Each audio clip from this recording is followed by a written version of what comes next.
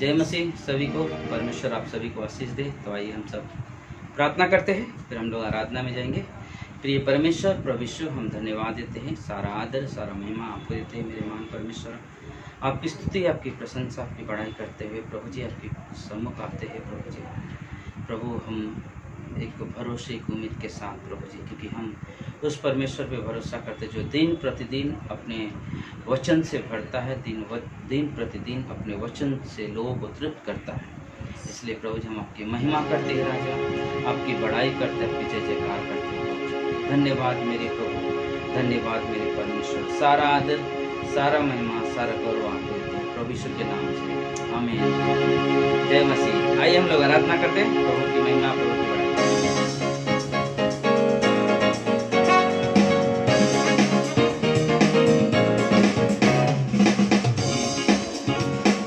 यीशु ने हमें छुड़ाया है पापों के जाल से, यीशु ने हमें बचाया है शैतान की जाल से। यीशु ने हमें छुड़ाया है पापों के जाल से, यीशु ने हमें बचाया है शैतान की जाल से। तो गाओ हालेलुया, तो गाओ हालेलुया, तो गाओ हालेलुया, तो गाओ हालेलुया।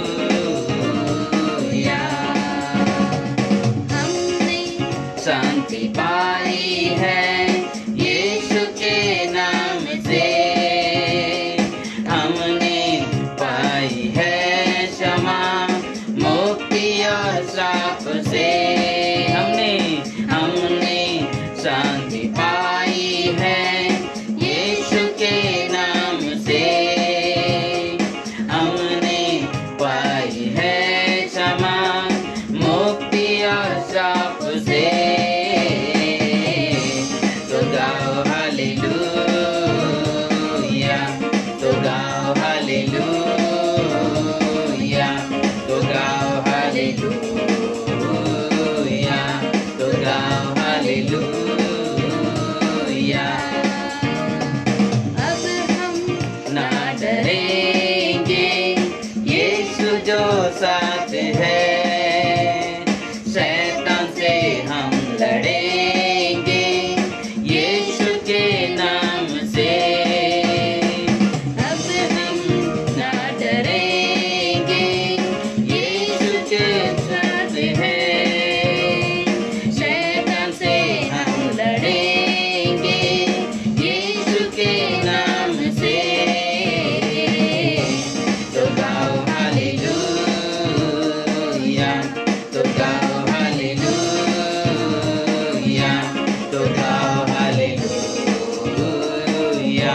तो गाओ हालेलुया। सलोम शांति सलाम लाए हैं आपके नाम, सलोम शांति सलाम, ये है यीशु का पैगाम। सलोम शांति सलाम लाए हैं आपके नाम, सलोम शांति सलाम, ये है यीशु का पैगाम। तो गाओ हालेलुया, तो गाओ हालेलुया, तो गाओ हालेलुया, तो गाओ हालेलुया।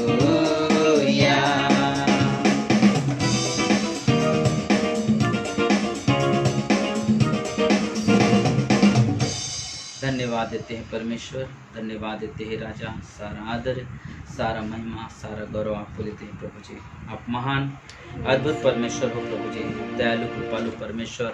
हम सब आपकी स्तुति करते हैं परमेश्वर, आपकी बड़ाई करते हैं प्रभु, और आपकी महिमा आपकी प्रशंसा करते हुए प्रभु जी आपके पास आते हैं प्रभु परमेश्वर। धन्यवाद मेरे राजा, धन्यवाद मेरे ईश्वर, धन्यवाद धन्यवाद प्रभु जी, धन्यवाद आपकी स्तुति करते हैं प्रभु जी, आपकी बड़ाई करते हैं प्रभु यीशु।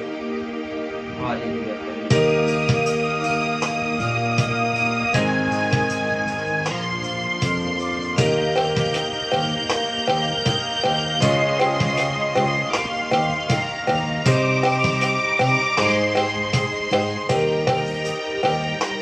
मेरा दिल बने तेरा सिंहासन, मेरी आत्मा तेरा संग। मेरा दिल बने तेरा सिंहासन, मेरी आत्मा तेरा संग। मेरे मन में तू हो विराजमान यीशु मेरे, तू है बड़ा महान यीशुआ।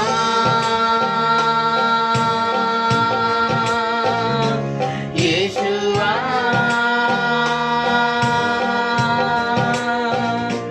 यीशुआ मेरे मन में समा जा। यीशुआ मेरे मन में समा जा। मेरे चेहरे से तेरी रोशनी चमके, मेरी बातों से तेरी खुशबू महके।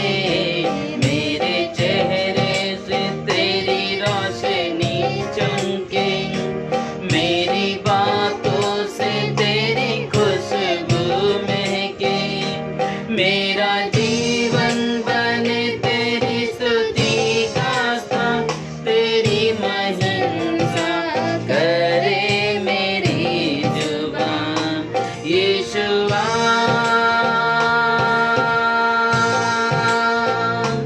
यीशुआ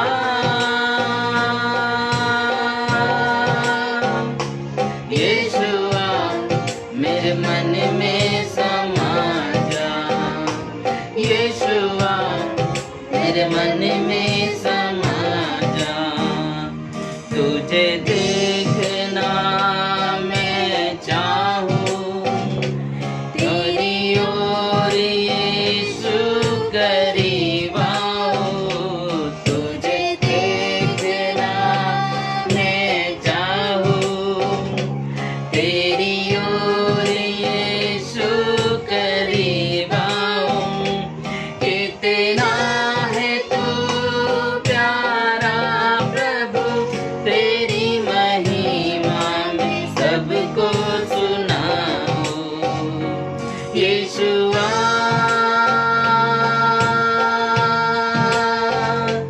यीशुआ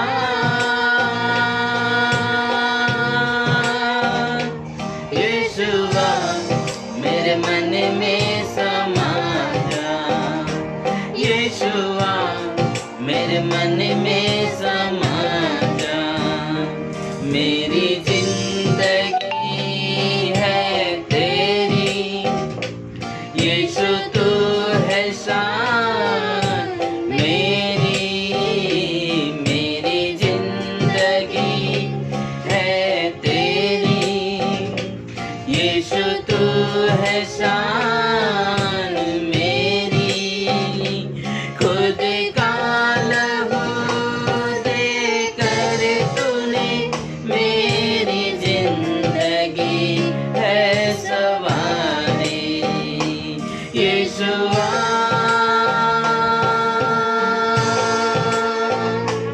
यीशुआ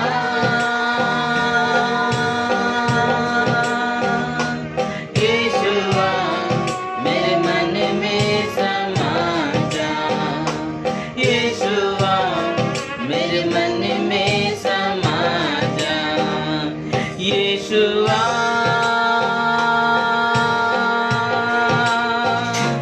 यीशुआ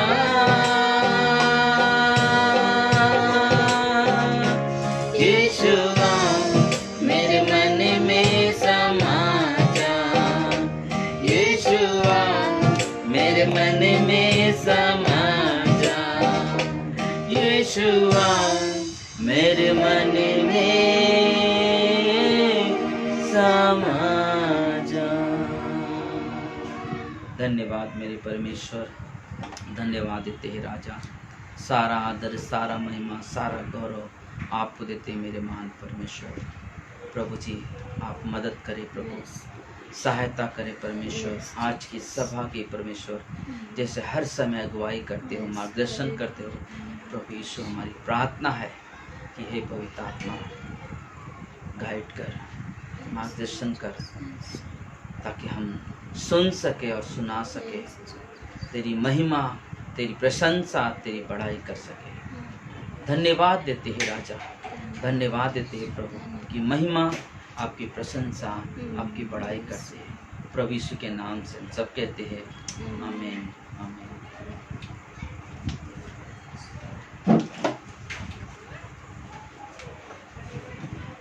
जय मसीह सभी को, परमेश्वर आप सभी को आशीष दे। और आज हम ना परमेश्वर के वचन से कुछ बातचीत करेंगे। आज रविवार का दिन है और हम लोग हमेशा संदेश सुनते हैं और ना एक चीज़ है कि ना परमेश्वर चाहता कि हम सब उसके ना वचन में और उसके प्रेम में हमेशा बने रहे और उसकी संगति में बने रहे, बोलते कि परमेश्वर ना हमसे और आपसे वही उम्मीद रखता है। और इसलिए आज हम लोग जब बात करेंगे ना परमेश्वर के वचन से कि ना अपनी समझ का सहारा ना लेना, अपनी समझ का सहारा ना लेना ना आज का जो शीर्षक है अपनी समझ का सहारा ना लेना। और इस संदेश से हम बहुत कुछ सीखेंगे, इतना विश्वास है। और हम आशा रखते हैं कि आप भी ना सुनकर आनंद करोगे और आप भी कुछ ना इस संदेश के द्वारा सीखोगे। और एक ही चीज़ और ना कि हमने ना कल भी हमने संदेश भेजा था कि जितने भी लोग ना जो भी लोग काम करते या पेमेंट मिल रहे, जो भी परमेश्वर के दान हर रविवार जैसे देते थे वैसा ही ना अगर आप दे सकते हैं, जो लोग काम करते उनको ना हो तो उनको करना है। प्लस अगर और भी कोई है जो दे सकते हैं दान तो हमारा ना व्हाट्सएप पे हम अपना ना चर्च का अकाउंट नंबर, IFC कोड सारे आपको भेज दिया जाता है, आप उसमें कर सकते हैं। और कई सारे लोग कर रहे हैं, कई सारे लोग कर रहे हैं। और क्योंकि ये हम जो कर रहे हैं, पहले हमारे मेन चर्च जो है वो ऐसे ही कर रहे हैं और हमारे हमने जितने भी कई सब एक चीज़, तो हम लोग भी यही चीज़ किया। और इस महीने में बहुत सारे लोगों ने अपने इच्छा से, अपनी स्वेच्छा से परमेश्वर के लिए ना भेंट दिया है। धन्यवाद उन सभी के लिए और आपके लिए भी कि जल्द से जल्द ना परमेश्वर द्वार खोले, क्योंकि परमेश्वर ही है जो हमारी ज़रूरत को पूरी करता है, परमेश्वर ही है जो हमारी ज़रूरत को पूरी करता है। तो आइए हम लोग वचन में जाएंगे। सब उपदेशक एक अध्याय, सब उपदेशक एक अध्याय।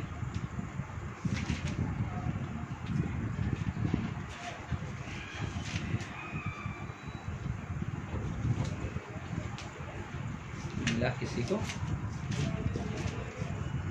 मैं ऐसा पूछा जैसा मैं चर्च में बैठा और इसे बोल रहा हूँ मिला किसी को ना, बट हाँ लेकिन आप रैली, आप बाइबल है आपके पास, सब खोले। पुराने में 805 है, पेज नंबर 805 पुराने नियम में ना, पेज नंबर 805। और सब उपदेशक का एक अध्याय और एक वचन से लेकर 8 वचन तक हम लोग पढ़ेंगे, ठीक है। फिर उसके बाद हम लोग उसी में 12 अध्याय में जाएंगे और 12 से 14 पढ़ेंगे, ठीक है। तो हम लोग पढ़ते 1 से लेकर के 8 तक। यरूशलेम के राजा दाऊद के पुत्र और उपदेशक के वचन। यरूशलेम के राजा दाऊद के पुत्र और उपदेशक के वचन। उपदेशक का यह वचन है, उपदेशक का यह वचन है, व्यर्थ ही व्यर्थ, सब कुछ व्यर्थ है उस सब परिश्रम से जिसे मनुष्य धरती पर करता है। उसको क्या लाभ प्राप्त होता है? एक पीढ़ी जाती है, दूसरी पीढ़ी आती है, परंतु पृथ्वी सर्वदा बनी रहती है। सूर्य उदय होकर अस्त हो जाता है और अपने उदय की दिशा वेग से चला जाता है। वायु दक्षिण की ओर से बहती है और उत्तर की ओर घूमती जाती है। वह घूमती और बहती रहती है और अपनी परिधि में लौट आती है। सब नदियाँ समुद्र में जा मिलती हैं तो भी समुद्र भर नहीं जाता। जिस स्थान में नदियाँ निकलती है उधर ही वे फिर जाती है। 8वां, सब बातें परिश्रम से भरी है, मनुष्य इसका वर्णन नहीं कर सकता। ना तो आँख देखने से तृप्त होती है और न कान सुनने से भरते हैं ना। अभी उसी में 12 अध्याय में जाएंगे, 12 से 14। हे मेरे पुत्र, इन्हीं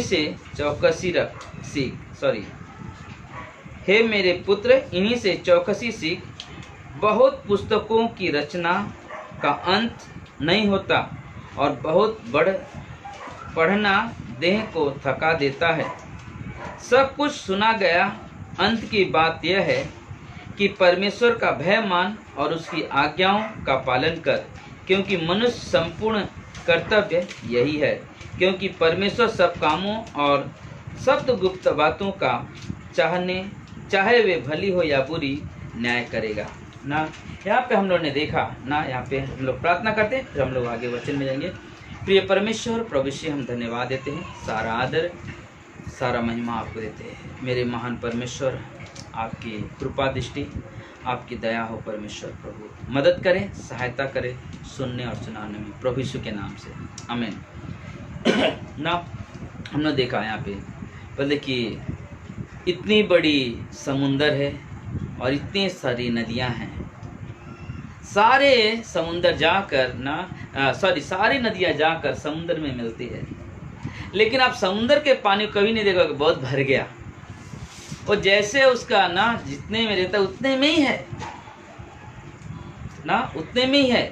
वैसे सूरज बोला, सूरज वहां से निकला पूरब से पश्चिम जाके डूब गया ना। इस तरह से बोलते कि बहुत सारे लोग परिश्रम तो बहुत करते हैं ना, परिश्रम करते हैं, इकट्ठा करते हैं। बोलते कि क्या होता है इससे, बोलते कि एक पीढ़ी जाती है और दूसरी आती है ना, एक पीढ़ी जाती है दूसरी आती है। आज बहुत सारे धनवान लोगों, बहुत सारे लोग जो अमीर है, अपने आप में बहुत उनके पास धन है, बट देखते हम लोग ना कि क्षण भर में ना उनका प्राण निकल जाता है। क्षण भर में, कुछ ही क्षण में उनके प्राण निकल जाते हैं। फिर क्या होता है, इकट्ठा किया क्या वो लेके जाता है? नहीं। वैसे हम लोग जब यहाँ पे देखते हैं तो दूसरा कुरिन्थियों के 9 अध्याय में, दूसरा कुरिन्थियों के 5 अध्याय 9 और 10 वचन में लिखा हुआ है, इसी कारण हमारे मन की उमंग यह है कि चाहे साथ रहे चाहे अलग रहे, पर हम उसे भाते रहे ना। और बोल रहे कि चाहे हम साथ रहे चाहे हम अलग रहे, लेकिन हम उसे भाते रहे। क्या उसे भाते रहे? रोमियो के 15:20 में लिखा हुआ है। बोलते कि रोमियो के 15:20 में एक वर्ड मिलते, बोलते वहाँ पे कहता है कि मेरे मन में एक उमंग है, मेरे मन में यह उमंग है। यहाँ पे क्या लिखा हुआ था? इस कारण हमारे मन की यह उमंग है कि चाहे मैं साथ रहूं चाहे मैं अलग रहूं ना, अलग रहूं, पर हम उसे भाते रहे।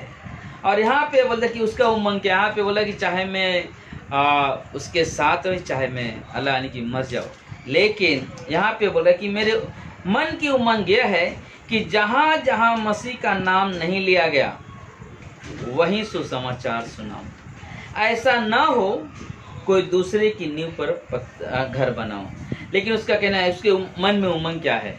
यहाँ पे भी पौलुस बोल रहा है कि पहला जो हमने पढ़ा दूसरा कुरिन्थियों के 5 बोलते कि मेरे मन की उमंग है कि चाहे मैं ना साथ रहूं चाहे मैं अलग हो जाऊं, चाहे मैं जीवित रहूं या मर जाऊं, बस मेरे मन की उमंग यही है कि ना बस उसे भाता रहूं, बस उसे भाता रहूं। बोलते कि हम हमारे धन दौलत से मैं परमेश्वर को प्रसन्न नहीं कर सकता ना।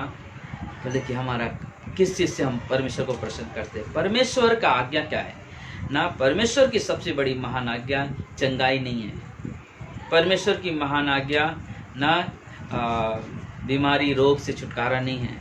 परमेश्वर की महान आज्ञा एक ही चीज़ है कि लोग उसे जाने ना, लोग उसे जाने। इसलिए कहा गया कि मत्ती के 28, 18, 19, 20 में कि तुम स्वर्ग और पृथ्वी का अधिकार मुझे दिया गया, यीशु मसीह कहता है। इसलिए बोलता है कि तुम जाओ, जाति जाति के लोगों को क्या करो, सुसमाचार प्रचार करो। ये है उमंग। बोलते यही चीज पौलुस रोमी किताब में बोला कि मेरे मन की उमंग है, मैं जीऊँ। यहाँ पे रोमियो में बोल रहे हैं कुरिन्थियों में कि मैं चाहे जीऊँ या मर जाऊँ, लेकिन मैं उसे भाता रहूँ ना, मैं उसे भाता रहूँ। 10 में क्या कहता है, क्योंकि अवश्य है कि हम सब का हाल मसीह के न्याय आसन के सामने खुल जाएगी। हर एक व्यक्ति अपने अपने भले बुरे कामों का बदला जो उससे देह से के द्वारा किए है ना किए है वो पाए। बोले कि हर एक का ना बोला खुल जाएगा। हमने पिछले रविवार के दिन संदेश कहा था कि हमें परमेश्वर के सामने लेखा देना है ना। हमें अपने जीवन, हमने जब प्रभु यीशु मसीह में विश्वास किया और जिस दिन प्रभु यीशु मसीह के पास हम जाएंगे उसके बीच के जितने भी समय हैं, हमने उस समय में क्या किया। बोले हमारे जीवन का लेखा परमेश्वर को देना है कि हम जब विश्वास में आए तो हमने किस तरह से जिया, किस तरह से जिया, हमारा संबंध कैसा था। जैसे हमने उस बार बहुत सारी चीज़ें हमने कहा है, आप वापस चाहिए तो ना सुनना उस संदेश को, ना सुनना उस संदेश को। बहुत अद्भुत है, बहुत अद्भुत है ना कि परमेश्वर हमारा लेखा लेने वाला है, हमारे सारे उस कर्मों का जो हमने प्रभु के लिए किया है ना, प्रभु के लिए किया है। चाहे हम अपने पारिवारिक संबंध के बारे में हो, चाहे मसीह भाई बहनों के संबंध के बारे में हो, चाहे हमारे दान दशमांश के भेंट के बारे में हो, बताइए सारी चीज़ों का लेखा देना है।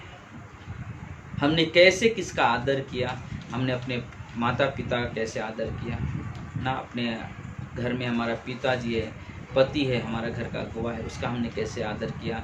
चर्च में हमारा पास्टर, हमने उसके साथ कैसे बर्ताव किया, कितना आदर किया। इन सारी चीज़ों का ना हमें लेखा देना है। एक पास्टर क्या किस तरह से अपने भेड़ों की रखवाली की, एक पास्टर को भी उसका लेखा देना है। तो इसलिए यहाँ पे बोला कि ना हम एक चीज़ जानते हैं कि बस हमारी उमंग एक ही चीज़ है। पौलुस बोल रहा है कि ना बस उसे मैं भाता रहूँ।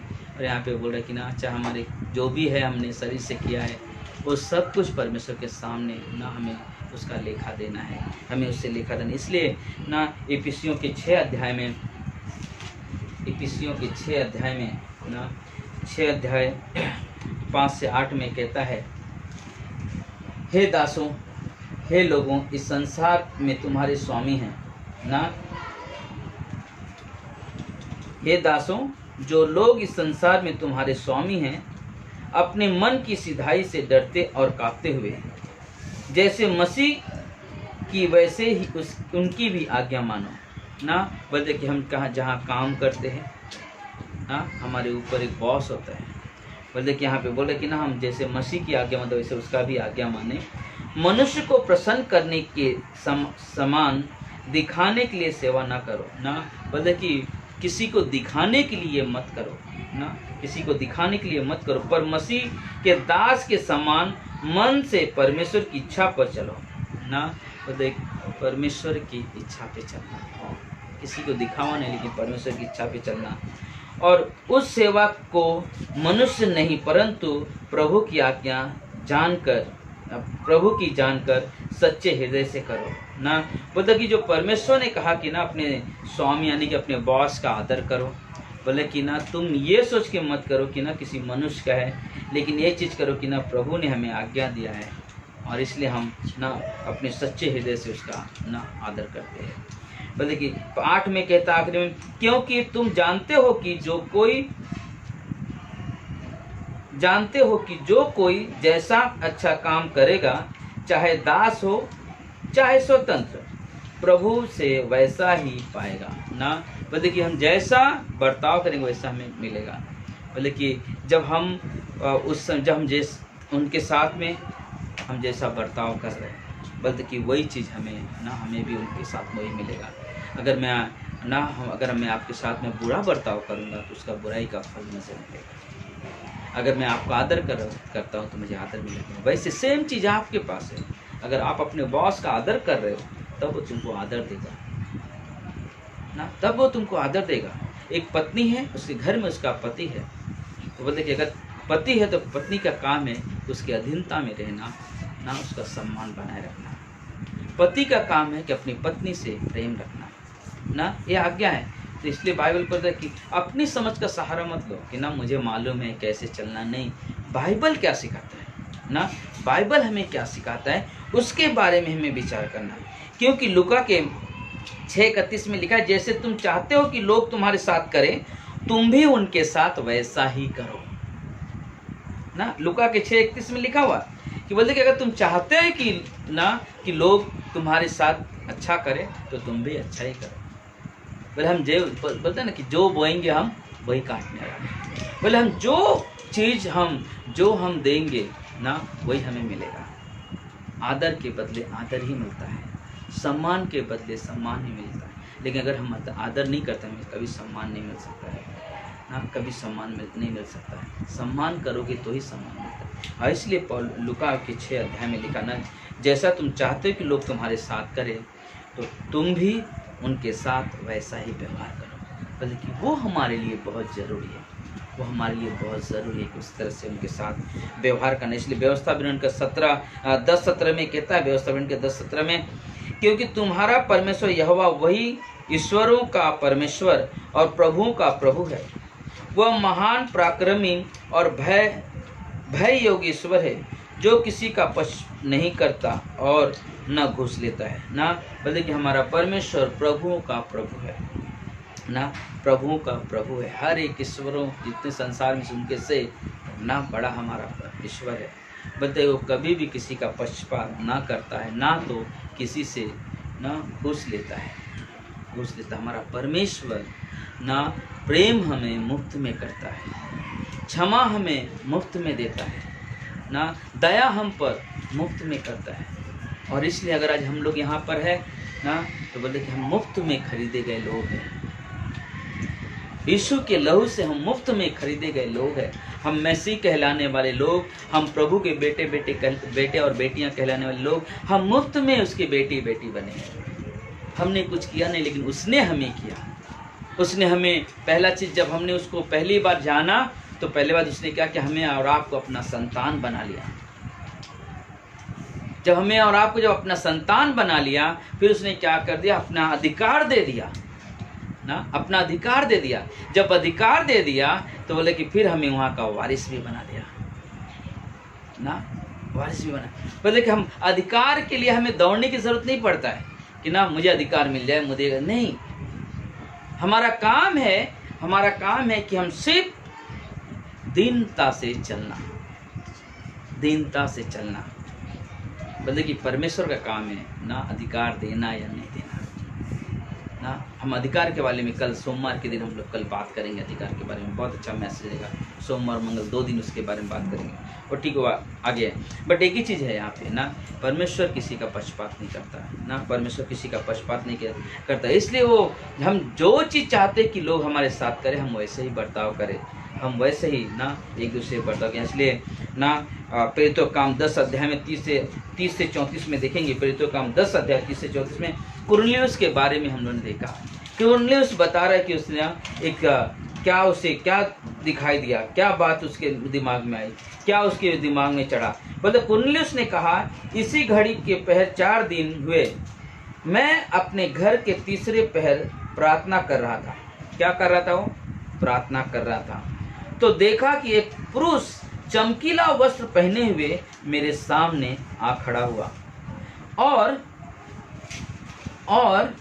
कहने लगा, हे कुरनेलियुस, तेरी प्रार्थना सुन ली गई और तेरे दान भी परमेश्वर के सामने ग्रहण किए गए ना।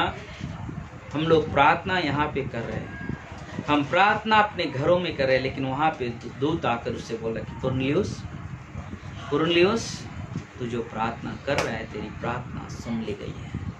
तू जो दान, जो भेंट दिया है, मतलब भेंट ग्रहण कर ली गई। मतलब एक मन की तैयारी, मतलब अपने समझ का नहीं, परमेश्वर की समझ का सहारा लेके। मतलब कि अगर हमने मन में ठाना है कि मुझे परमेश्वर के साथ जीवन जीना है, तो हम जो परमेश्वर किया, क्योंकि परमेश्वर ने क्या कहा ना यूहन्ना के 14:15 में, कि यदि तुम मुझसे प्रेम करते हो तो मेरी आज्ञाओं को क्या करोगे? मानोगे ना। यदि तुम मुझसे प्रेम करते हो तो मेरी आज्ञाओं को मानोगे। और ये सच्चाई है।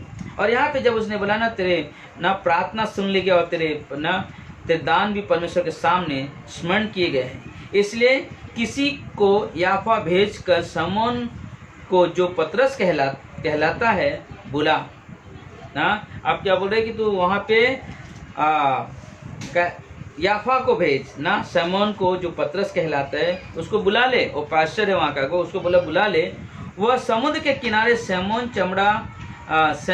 चमड़े का धंधा करने वाले के घर में अतिथि है।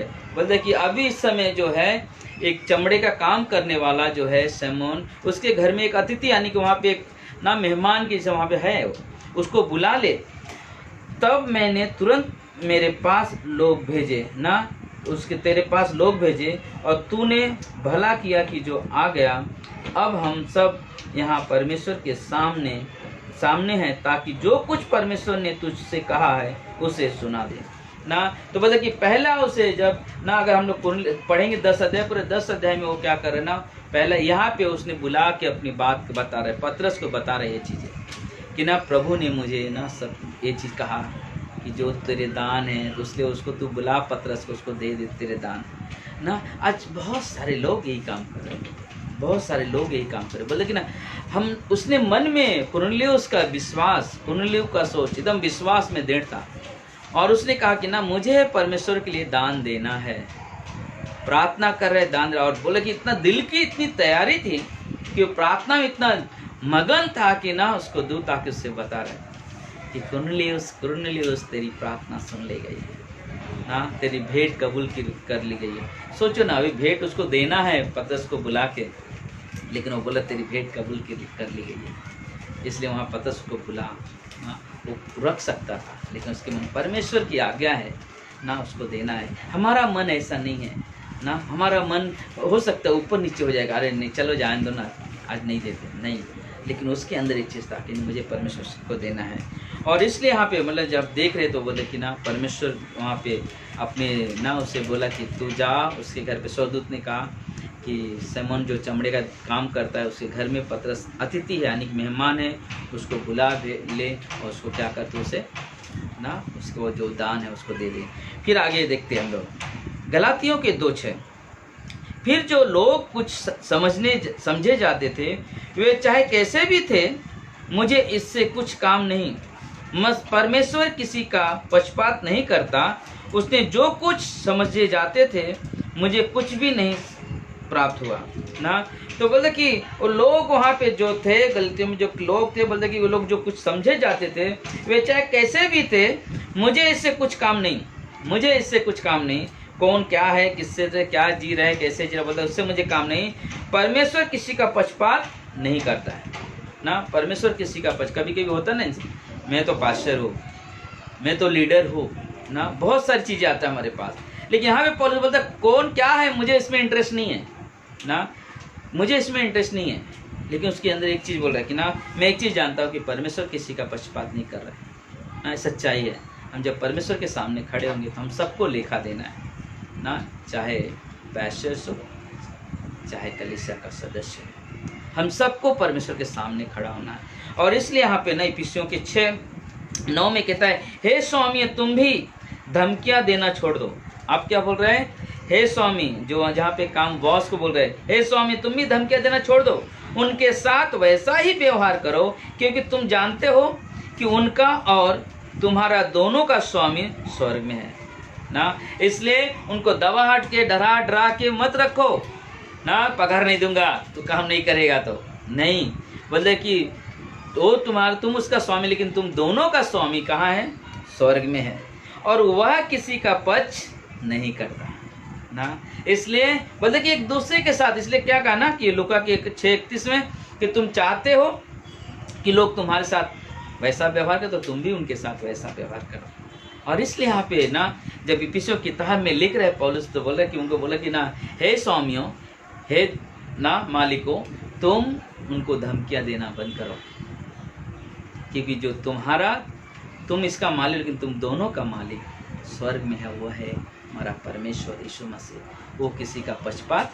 नहीं करता, वो किसी का पक्षपात नहीं करता। इसलिए कुलुसियों के 3:25 में लिखा है, क्योंकि जो बुरा करता है वह अपनी बुराई का फल पाएगा, वहाँ किसी का पक्षपात नहीं होता है ना, वहाँ किसी का जो बुराई करेगा वो अपनी बुराई का फल पाएगा ना। सच्चाई है, जो बोएगा वो काटेगा।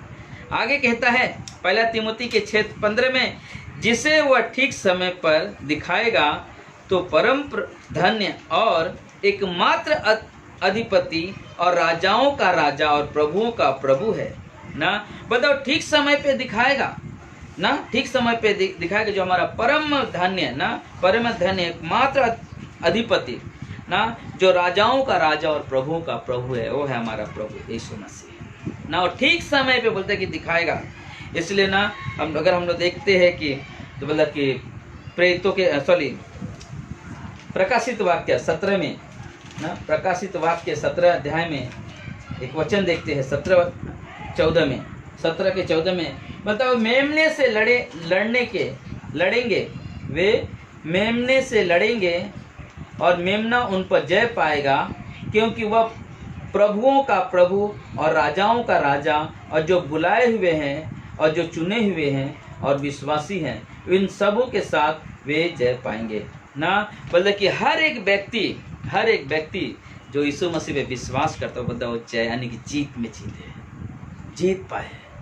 बोलते कि हम लोग जब परमेश्वर पे विश्वास किया, बोलता हम जीत में चल रहे हैं ना, हम जीत में चल रहे हैं। हम डर में या भय में नहीं चल, हम जीत में चल रहे हैं।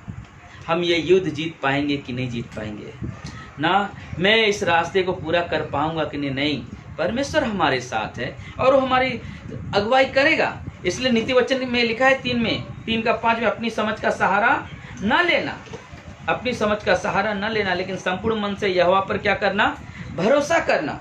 अपनी समझ का सहारा न लेना, संपूर्ण मन से यहोवा का भरोसा करना।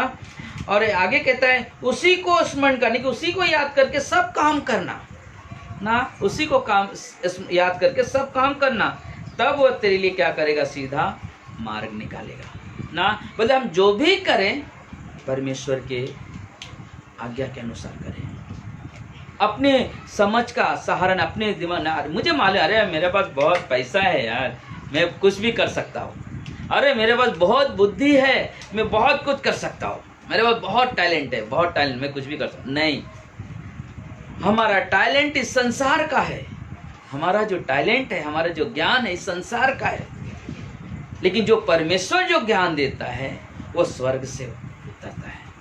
मतलब जो नीचे से मिलता है वो सांसारिक है, लेकिन जो ऊपर से मिलता है वो आत्मिक है। और उस ज्ञान से आदमी जब चलता है, उस ज्ञान से जब व्यक्ति चलता है, तो परमेश्वर स्वर्ग से उसे आशीष से तृप्त करता है। और इसलिए प्रकाशित वाक्य में देखा 17 के 14 में ना, किसको बोल रहे हैं, किसको कहा ना, हर एक लोगों को बोलते कि तुमने जय पाई है, तुम जय पाई, इसलिए तुम अपनी समझ का सहारा न लेना है। नीति वचन के 3 में 5 में कहता है, इसलिए अपनी समझ का सहारा मत लेना। तुम जय पाए हो, तुम विजयी में हो, तुम कभी भी ये मत सोचना मैं ऐसा करूँ, नहीं ना। हम लोग, मैंने कई बार बताया, आप डैनियल की किताब में नबूकदनेस्सर राजा को देखो। नबूकदनेस्सर राजा ना, उसने सब कुछ, बहुत कुछ बनाया, पूरे राज्य खड़ा किए, लेकिन परमेश्वर ने उससे एक शब्द कहा था कि नबूकदनेस्सर, अगर तू जैसा मैं, अगर उसे तू बना रहा तो तेरा राजपाट तुझमें बना हुआ रहेगा, लेकिन जिस दिन तूने मुझसे अलग जाके कुछ किया तो समझ लेना तेरा राजपाट तेरे हाथ से निकल जाएगा। और बोलते कि बाइबल लिखा, बोलते कि जैसे ही 12 महीने बीतने पर, यानी कि 1 साल होने वाला ही था, वो अपने टेरिस के ऊपर, छत के ऊपर घूम रहा है, और रात का समय है और बहुत लाइटिंग दिखाई दे रही, बहुत रोशनी दिखाई दे रही, और देख के बोला, अरे क्या इस बेबीलोन को मैंने नहीं बनाया इस शहर को। वैसे ही आकाश से आवाज आ रही है, नबूकदनेस्सर राजा, तेरा राज्यपाट तेरे हाथ से निकल गया। सोच में पड़ गया। इसलिए जब परमेश्वर जो कहता है, हमारा काम है कि हम परमेश्वर के वचन को लेकर चलें, परमेश्वर की महिमा करें, परमेश्वर की बड़ाई करें। परमेश्वर ने हमें और आपको यहाँ पर लेकर आया और हमें परमेश्वर के साथ चलना है। इसलिए आगे कहता है साथ में, अपनी दृष्टि में बुद्धिमान न होना, यहाँ पे भी बोल दिया, यहाँ पे अपनी दृष्टि में बुद्धिमान न होना, यहोवा का भय मानना और बुराई से क्या रहना, अलग रहना, बुराई से अलग रहना। ऐसा करने से तेरा शरीर चंगा, भला चंगा, और तेरी हड्डियां हष्ट पुष्ट रहेंगी ना। बोलते अगर हम परमेश्वर की बुद्धि के हिसाब से लेंगे, बोले ना तो हमारी ना बोलते कि तुम भला चंगा रहोगे और तुम्हारे हड्डियां जो है हष्ट पुष्ट यानी कि तंदुरुस्त रहेंगे। परमेश्वर जो हमसे आपसे प्रेम करते हैं, परमेश्वर चाहते कि हम उनके वचन के द्वारा अपने जीवन को आगे लेके चले। हम इंसान हैं, कहीं न कहीं गिरते हैं, लेकिन परमेश्वर है जो हमारे हाथ को पकड़ा हुआ है। अगर हम गिर भी गए तो परमेश्वर वापस उठा के खड़ा करेंगे और अपनी महिमा के लिए तैयार करेंगे। इसलिए मेरे प्रिय भाइयों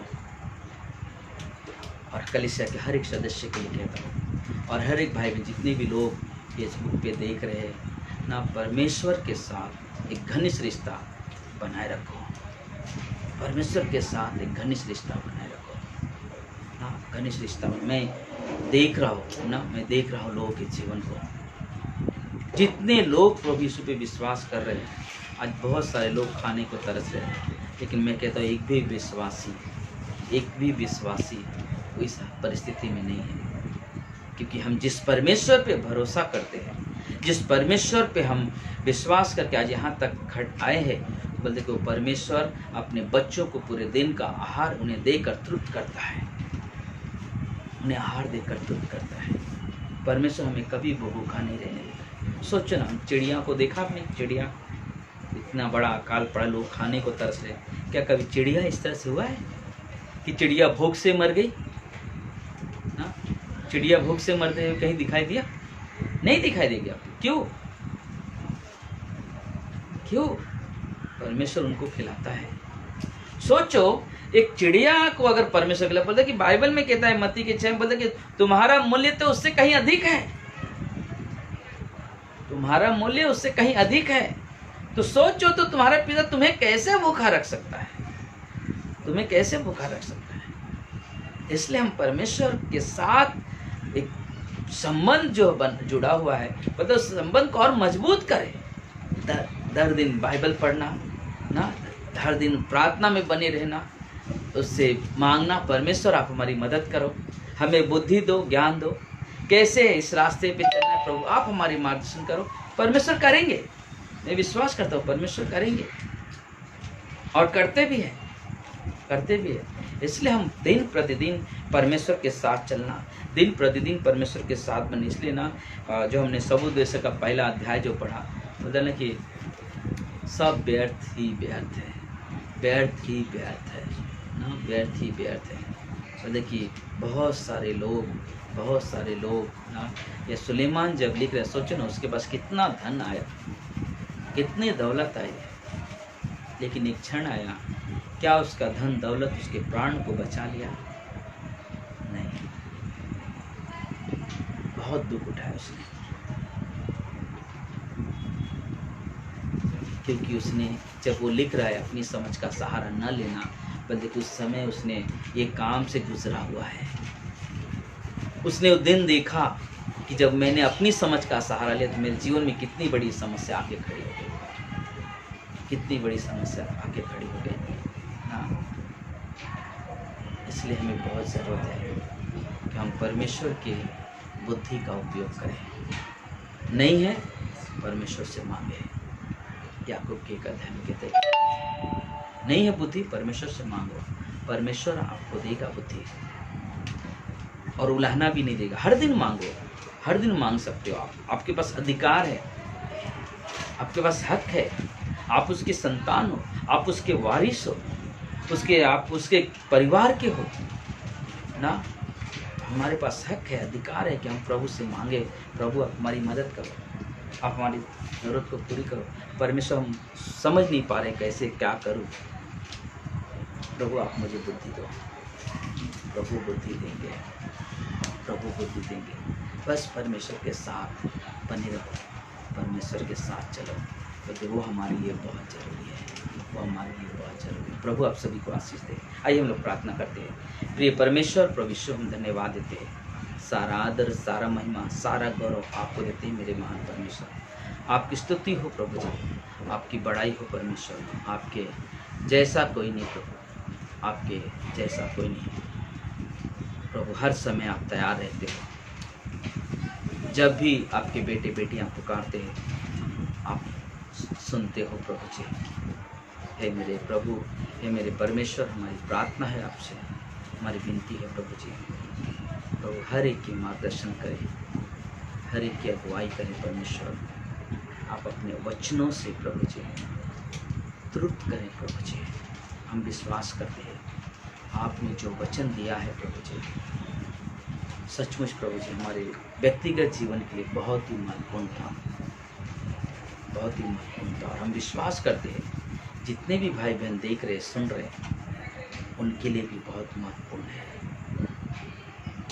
हे मेरे प्रभु, मेरे परमेश्वर, तेरी कृपा दृष्टि, तेरी दया हो प्रभु जी। और इस समय प्रभु जी हम प्रार्थना करते हैं, मनीषा बुखार से पीड़ित है, बीमार है, परमेश्वर तू उस बेटी को छूना परमेश्वर, स्पर्श करना प्रभु जी, चंगाई देना प्रभु जी, क्योंकि प्रभु यीशु आपके नाम में चंगाई है, आपके नाम में शिफा है। मेरे प्रभु, मेरे परमेश्वर, अपनी दया के हाथ बढ़ाना। वैसे कलीसिया में जितने भी लोग हैं सभी को चंगाई में रखना, सभी को स्वस्थ रखना प्रभु जी। सुनंदा वो भी बीमार है प्रभु, उन्हें भी चंगाई देना। परमेश्वर हम प्रार्थना करते हैं प्रभु जी कि जो भी कलीसिया के सदस्य, हर एक सदस्य को प्रभु आपके हाथों में देते प्रभु जी, अपने पंखों की आड़ में रखना प्रभु जी, अपनी दया, अपने अनुग्रह से संभालना प्रभु जी। और प्रभु जी जो भी कलीसिया के लिए लोग भेंट दे रहे हैं, दान दे रहे हैं प्रभु जी, उनके रोजी रोजगार में बरकत देना प्रभु जी, उनके हृदय को प्रभु और भी परमेश्वर खोलना प्रभु जी। ये हमारी प्रार्थना है प्रभु आपसे, हमारी विनती है प्रभु जी। धन्यवाद देते हैं राजा। हम भारती के भाई के लिए प्रार्थना करते हैं परमेश्वर, जो तकलीफ में है, परेशानी में है, मेरे प्रभु, मेरे परमेश्वर, हम आपसे विनती करते हैं, प्रार्थना करते हैं कि आप भारती के भाई को छुए परमेश्वर, आप उसे स्पर्श करें प्रभु जी, उसके जीवन में चंगाई लेकर आए परमेश्वर। हे मेरे महान परमेश्वर, आप पवित्र परमेश्वर, दयालु कृपालु परमेश्वर, आप मदद करें प्रभु जी। धन्यवाद देते हैं जितना जो भी परिवार गाँव में है परमेश्वर, इस समय उन्हें प्रभु परिवारों को तेरे हाथों में देते हैं प्रभु। सरोज चौहान और खुशबू, अमित परमेश्वर, उन्हें भी संभालना प्रभु जी, सुरक्षित रखना। रामवीर केलावती, उन्हें भी प्रभु जी संभालना, सुरक्षित रखना परमेश्वर। धन्यवाद उन परिवारों के लिए, धन्यवाद। और भी सभी लोगों को प्रभु, सभी को प्रभु ब्लेस करना। ऐसे हमारी विनती, हमारी प्रार्थना प्रभु यीशु के नाम से, आमीन। धन्यवाद सभी को, प्रभु आप सभी को आशीष दे। हम लोग कल वापस 6 बजे मिलेंगे। हमने कहा कि ना हम लोग बात करेंगे, बहुत ही अद्भुत ना 2 दिन का एक रहेगा समय, जो हम लोग ना एक कैसे लीडरशिप मिलता, कैसे अगुवाई हमें ना, कैसे हमें पोजीशन मिलता है, उसके बारे में हम लोग बातचीत करेंगे ना। मतलब वो हमारे लिए बहुत अद्भुत होगा और ब्लेस करेंगे, पाएंगे, ब्लेसिंग होंगे हम लोग परमेश्वर से। धन्यवाद सभी को।